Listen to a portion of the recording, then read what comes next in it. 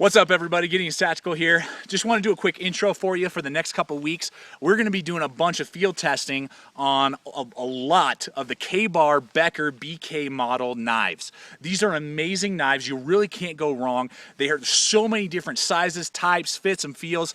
Regardless if you're getting like the little tiny BK14 Escobar or you're going with the big old, BK9 or the BK brand new BK10 Crewman, BK2, all the different knives. We're going to test out a ton of them, thrash on them. Really, for the price point, you can't go wrong. There's some of the best on the market, and they're all under $100. You're going to get a U.S.-made 1095 high-carbon knife, that has the handle scales on either side, so they're very durable. You can baton with them, thrash on them, very reliable, and all sorts of sizes, good weight, good sheaths for the most part, and you really can't go wrong with them. They're just amazing knives. So I just wanted to kind of release a series here for one a week for the next several weeks of the BK Becker line. They're just awesome by K-Bar. You're not going to regret purchasing one of these. And I just want to show you this to you as we start to get into summer of 2013, and a lot of you guys are going to be going on backpacking trips and camping. You're trying to figure out what knife to buy. The Beckers are definitely worth it for the price. You really can't go wrong. So enjoy the next couple weeks in these videos. Thanks for watching, guys. Stay equipped, stay prepared, enjoy these, and I'll see you out there.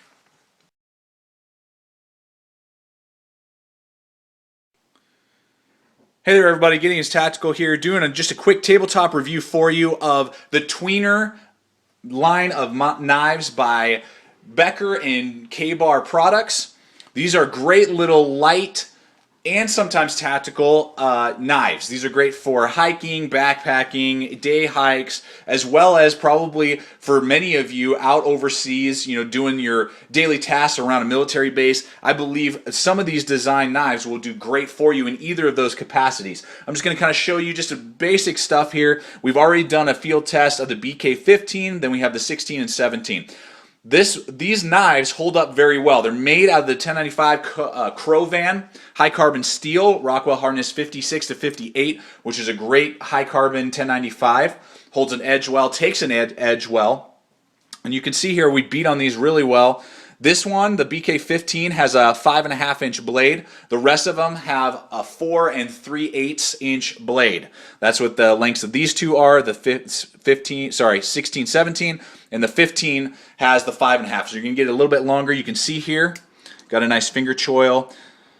And you are going to get a little bit more with this BK15 in length than you are with these two. Has a little bit of a thinner blade up here near the top, as well as an unsharpened swedge. So this is much more of like a skinning or tactical, more fighting knife with this trailing point than the other two. These much more are probably a little bit better for wilderness use. This one is much more for either the skinning, animal processing. Not that you can't do wilderness stuff with this. This batons well, feathers well, does all your medium to light tasks around the campsite well, and you could definitely survive with the BK15 or I believe 16 and 17. You got awesome handles. You get two sets. You get the brown and the black, as well as the Kedora sheath. They're interchangeable. They just released the micarta scales for 2013 for this line, which is awesome. So if you want to upgrade to micarta handle scales, they go right now for about $35 on Knife Center. I believe they just released them today. You can see, I'm sure over time you can find them for probably around 30-ish bucks here in the next couple months. Going on here to the BK16 with that 4 3/8 inch blade. Great, fills out my hand perfectly. I wear large size gloves. You can see there, just feels really nice and comfortable. Got that palm swell. So regardless if you're doing reverse grips, hacking, chopping, doing some batoning, the blade width or thickness is not 1/8 of an inch, and it's not 3/16. It's right between 3/16 and 1/8 of an inch. I believe it's like 5/32s or something like that. So it's thicker than 1/8 of an inch, but it is not as thick as 3/16. This BK16 is basically the big brother of the BK14 Escobar. You can see there, you basically get an extra inch. They're the exact same design blade, great belly, great tip for wilderness use. This is probably the best wilderness one. You can see they're the same thickness. So if you like your Escobar, but you want an extra inch basically, boom, get the BK16. Going to treat you well. Then finally here, the BK17 with the clip point design, great for stabbing, prodding.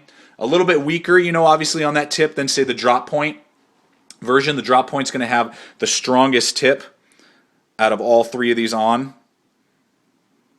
the table here. You can just see there. And it does have that unsharpened swedge, so it's not going to baton necessarily as well. Your batoning stick will break and get damaged quicker if you are doing some slight batoning and chopping. These two have full flat grinds. This one has a flat grind. And just razor sharp out of the box.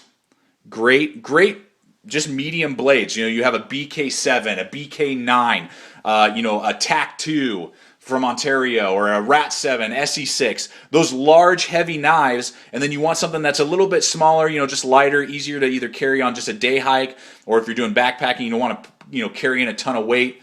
Or if you just like this design, these just you just gravitate toward them. These are going to be great knives for you for those medium to small tasks. This is probably my favorite one. I'm sure we will see a field test of this guy in the future, the BK17.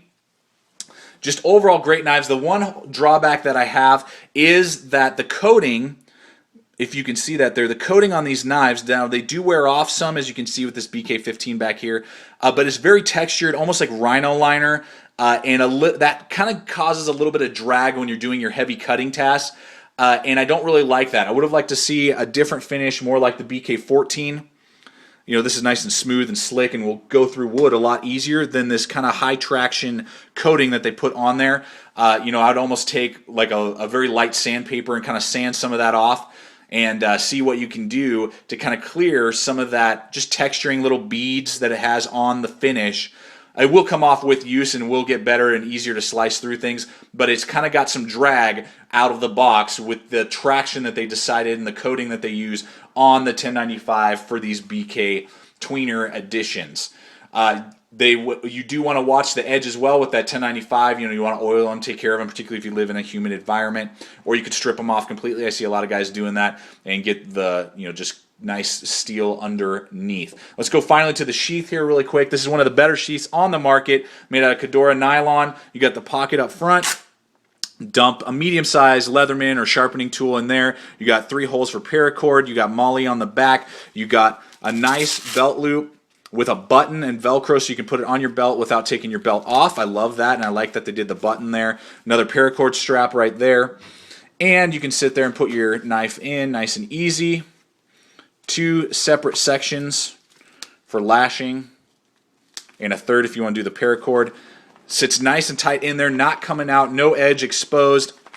You get a little bit of rattle, but that's to be expected. But this is one of the better Kedora sheaths, and sheaths period, I think, on the market today. So that's the sheath that you get as well. They all are brown. You cannot get them in the black. Again, BK15, 16, 17.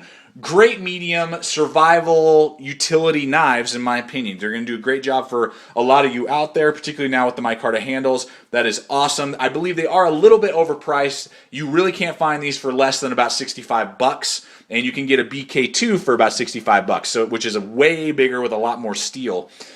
So I would have liked to see this more in the $50 range. I think that's more what they're worth. But, for an extra 15 bucks, made in the U.S., a knife that's going to last a lifetime, who cares?